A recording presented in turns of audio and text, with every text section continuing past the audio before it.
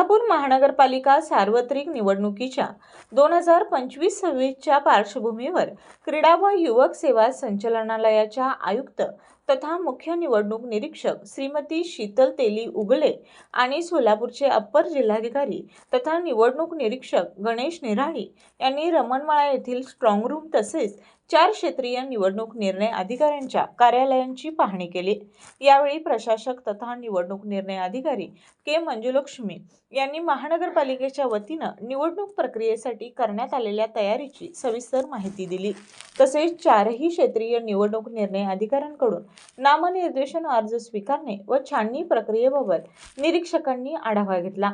मुख्य निवडणूक निरीक्षकांनी रमणमाळा येथील स्ट्रॉंग रूम, महासैनिक दरबार हॉल, VT पाटील सभागृह, दुधाडी पॅव्हिलियन व गांधी मैदान येथील क्षेत्रीय कार्यालयांची तसेच संपूर्ण निवडणूक यंत्रणेची पाहणी केली।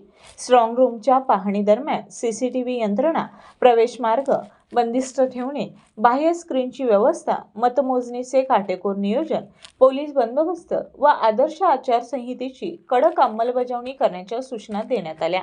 क्षेत्रीय निवडणूक निर्णय अधिकाऱ्यांच्या कार्यालयांना भेट देताना दाखल अर्जांच्या छाननी प्रक्रियेचा आढावा घेण्यात आला।